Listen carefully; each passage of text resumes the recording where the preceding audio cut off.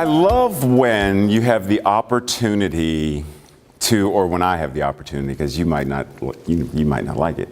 But I love it having the opportunity of having a concept for a word that we use regularly, like we use it in our regular everyday speech, and then something hits me differently metaphysically or in regarding new thought, and it completely changes how I've been thinking about the word, right?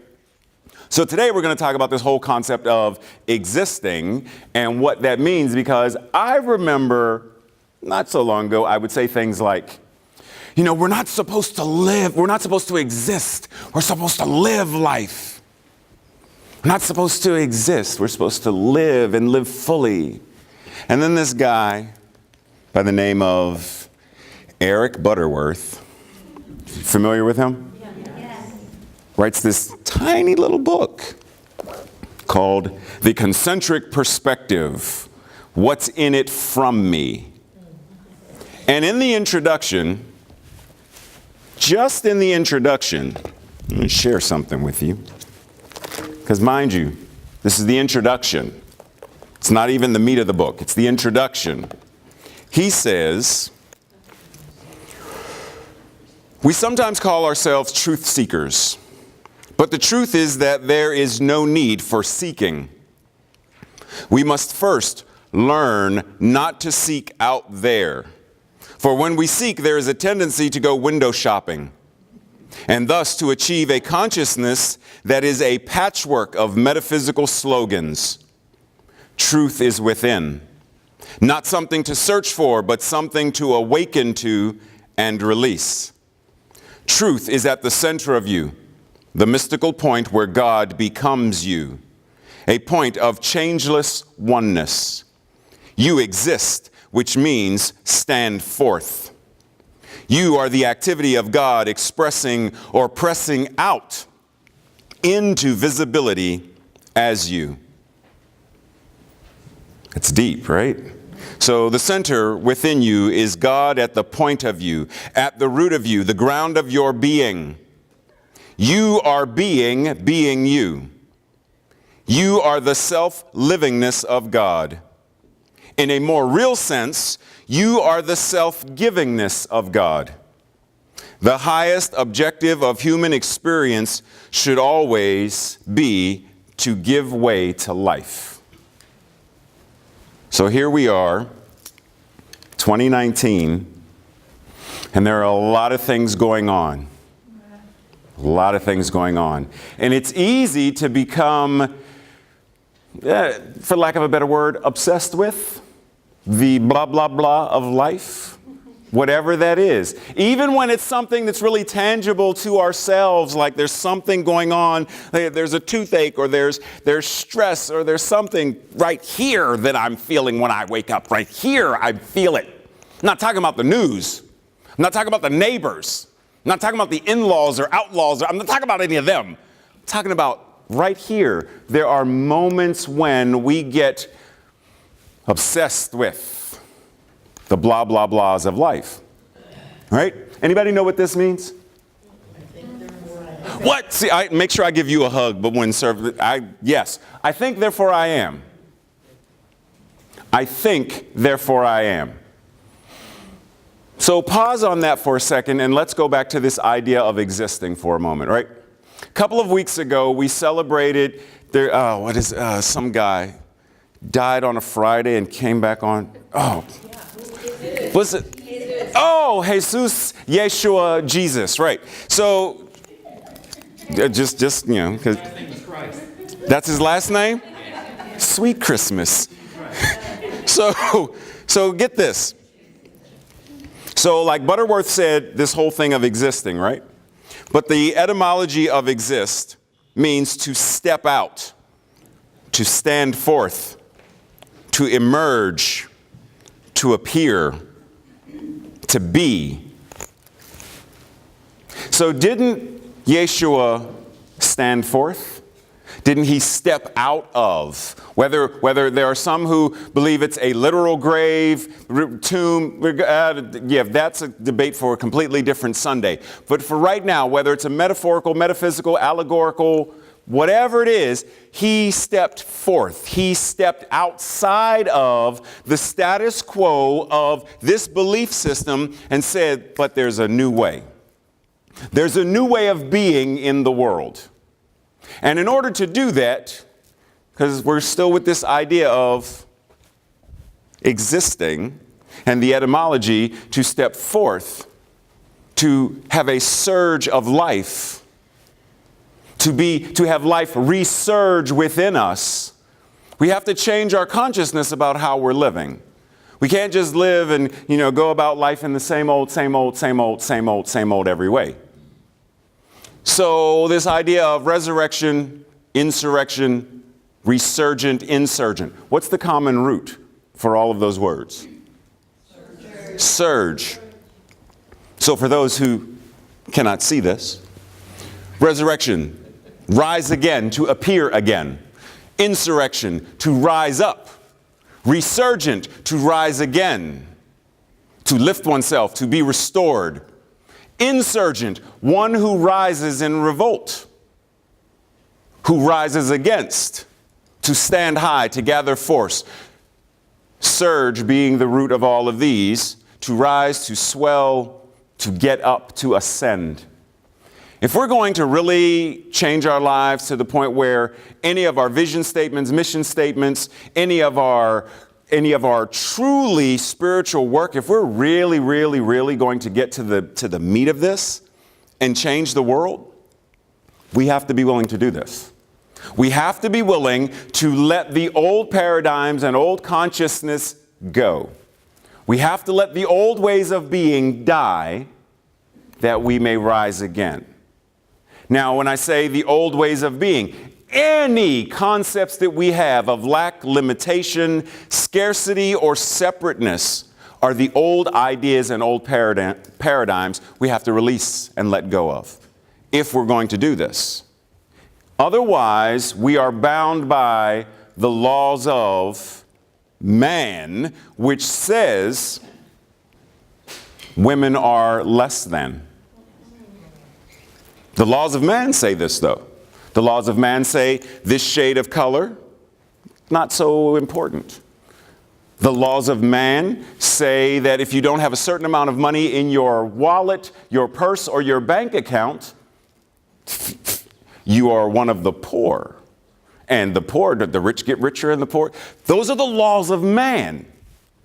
The laws of mortal mind that say anything that doesn't match up to those standards is less than and therefore not important. But see, if we're going to say we practice this thing called spiritual principle, and we know spiritual principle isn't bound by those concepts, those beliefs, we understand that spiritual principle is bound by law, truth, then it means we have to transform where this occurs.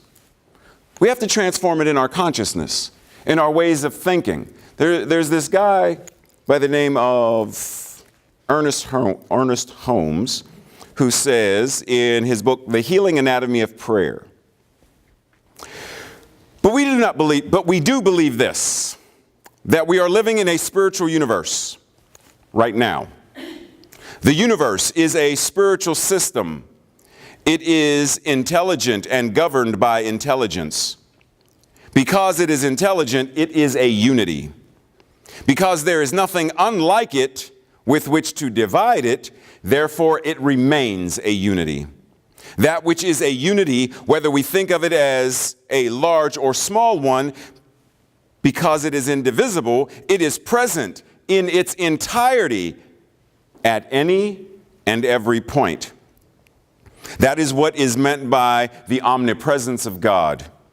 It really is an axiomatic or self-evident and mathematical and logical proposition that whatever the original creative genius is, whatever God is what we are. And there is no difference between the word of truth that we speak and the word of truth God speaks. Because when we speak a word of truth, it is truth announcing itself. And that is God, who in his integrity worships God, becomes God. It cannot be otherwise. We like playing small. We like this idea of, we like this idea of not being enough. We like this idea of being our human selves and not realizing that there is a divine self.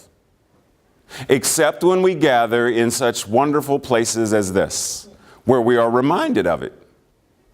But how do we start to carry this consciousness into Monday morning when we go to work?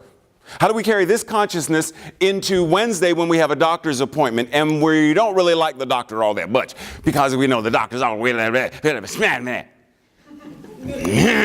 Like, how do we carry this consciousness into watching the news? We have to, because if we're going to say that what we are is God, and we are talking about walking in the same light and awareness as Jesus did, then that means we are able to, if we choose, to walk into this awareness that says that which cannot, whatever it is, that which cannot walk, now it can. Whether that means a concept, a political ideology, whether that means racism, sexism, whatever that means, in order for that to fade away, in order for the crippledness of that concept, the blindness of that concept, the ignorance of that concept to fade away, a new consciousness has to be brought to it. And that's challenging because we have to remind ourselves constantly. Now, the thing is, if I were to ask you, how many of you generally wake up on a Monday morning and you have to look in the mirror to remember that you're male or female, that you're black or white, or you have to look on the back tag of your t-shirt to find out what your name is, because it's like, I don't remember any of this stuff. And I'm not talking about, because my mother right now is experiencing Alzheimer's. Now, note what I said, my mother is experiencing. I didn't say she has it. There's a shift in consciousness that has when we talk about what we have, because when we talk about what we have, we're doing this whole thing with the I am. If I have it, then I am it. I own it. What I have is what I own, and what I own, I identify with in possession. That's my house, my car. Don't mess up. That's my baby. Don't mess up. Like, we identify with it because it's easier to identify with the smaller self. But check this out. What if we do, I exist as I am? That is enough. But what if we change this? I exist as I am. Capital A, capital M. Meaning I exist as the I am. Not just I exist as I am. As a 5 foot tall, 175 pound African American male, I exist as I am, and that is enough. But is it? Because ultimately, that part of me is going to fade away. The temporal part of me is going to fade away. But the I am part of me, that which I am, the I am that we all are, cannot die, cannot suffer, cannot be ill, cannot be broke, cannot be poor. It cannot. Because to imply that it can is saying God can be broke, poor, penniless. God can suffer the ills of racism, sexism, homophobia. God can feel and experience and suffer from, and God can't.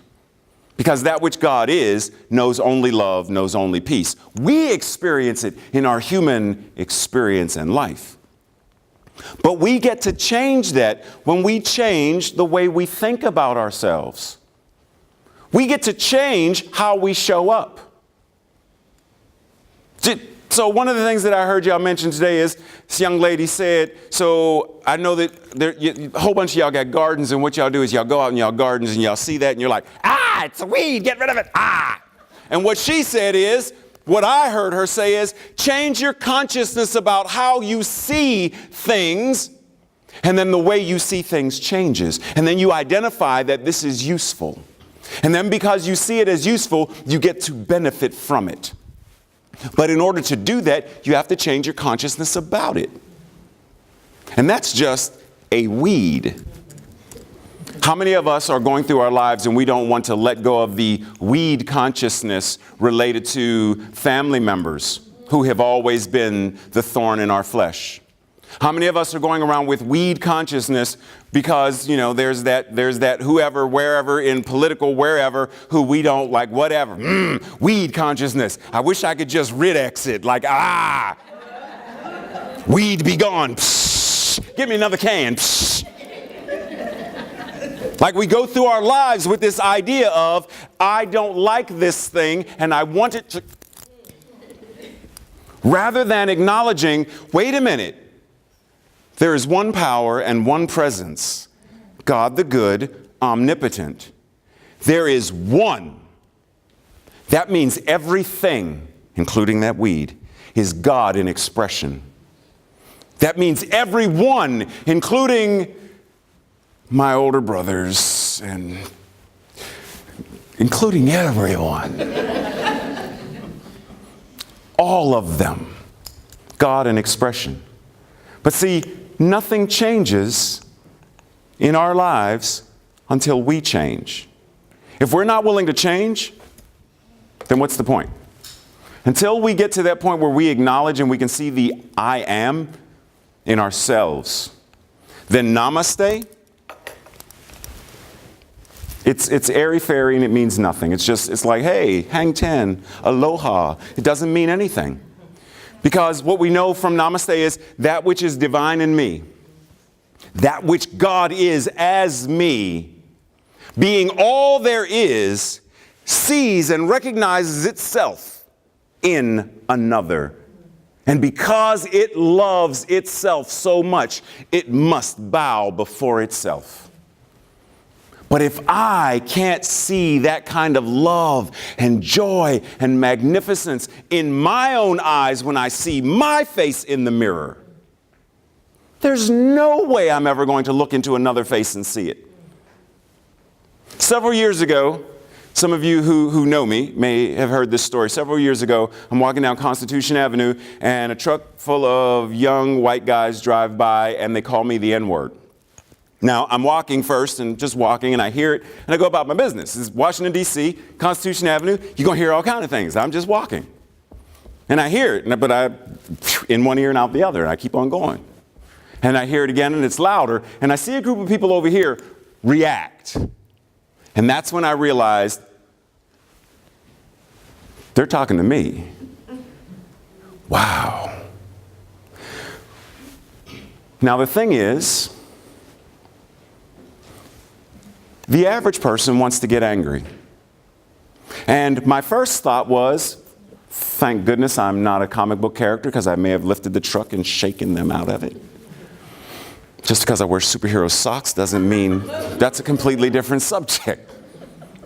But because I couldn't do that, what I could do was stop and pray. Because what I had to know is that if God is all there is, then the infinite I am is in that truck. How it's showing up right now, they don't know it.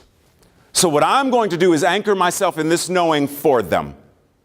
I'm going to know in this moment that hurt people, because that's not me. That word is not me. I'm not going to, if someone walked up to you and said, oh my goodness, you are the tallest pink flamingo I've ever seen in my life.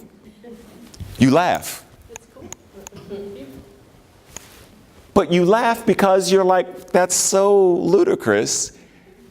But if someone calls us ugly, stupid, fat, skinny, too dark, too light, too something, not enough of something, if it resonates, then there are hurt feelings.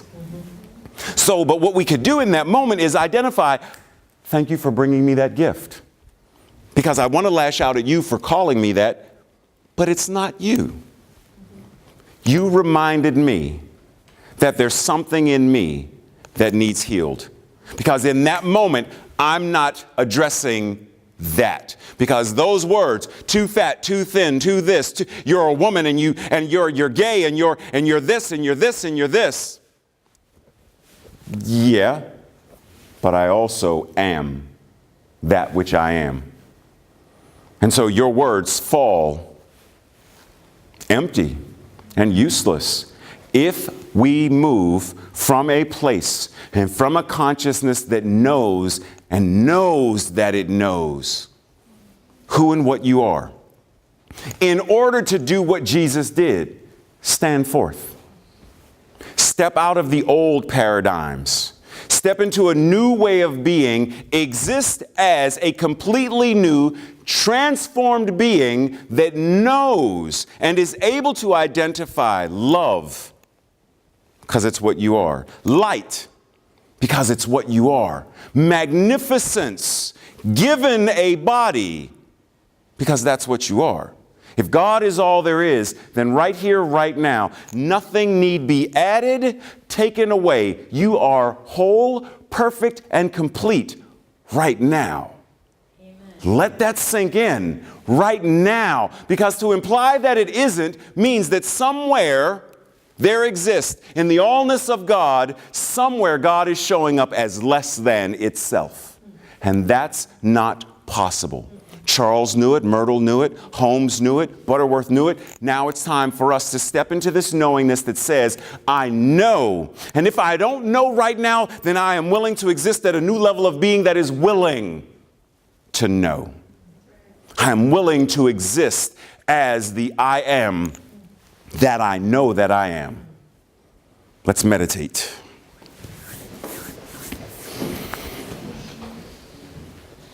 Simply allowing ourselves to be present.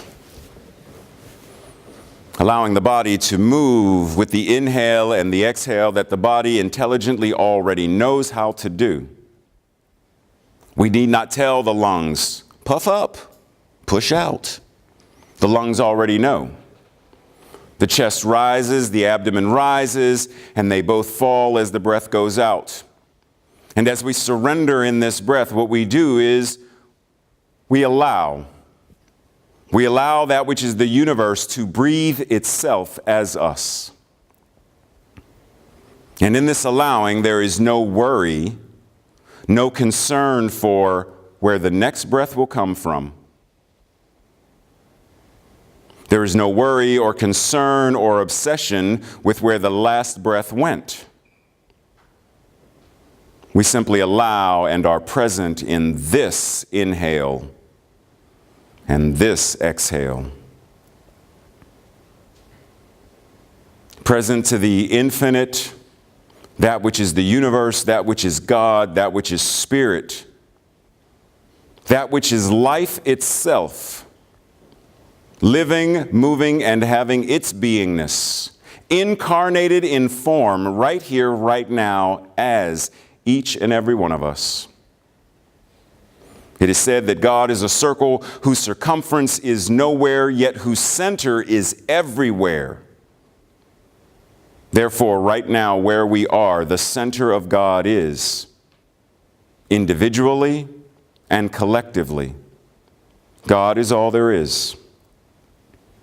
So we inhale this breath, God inhaling breath, Ruach, the divine and holy breath of life of God, God breathing itself, infinite beingness being each and every one of us. And so as we inhale this awareness of knowing that God is present, not as a separate entity, not as a separate power, not as a separate presence, but as the very beingness of all that we are. There is not our body and God. There is our body, which is God made flesh. There are our thoughts, God thinking these thoughts. If we are divine and we are holy and we are whole and perfect and complete, then our will must also be that which is God's will, because God is all there is. And so in this moment, we allow our ego's will to take the back seat. And we allow that divine will that knows and knows that it knows that we are love made flesh. Allow that will to be what governs and guides and moves us forward. Allow that will to be what gives us the ability to make wise and prudent choices. Allow that will to be what recognizes itself as the divine in ourselves and in everyone we see. To such a degree that we understand and we acknowledge that everyone that sees us and everyone that we see sees the face of God. That everyone we touch and everyone who touches us touches the very flesh of God. That everyone that we hear and everyone who hears us hears the vibration of love from and of all that God is. That every step we take, hallowed ground. That everything we touch, we bless. We bless it to such a degree that when we go to the grocery store and we reach for a box of cereal and we put that box back, we have changed the very vibration of that box. So that the next person who touches it or touches the boxes beside it, because what we know is that when we drop that pebble into a calm, still water, the ripples go out. And so that box now blesses every box on the shelf. So no matter what box someone takes, our blessing goes with them. Our knowing that they too are love, light, joy made flesh. And we breathe. We breathe to surrender. We breathe to allow. We breathe to know.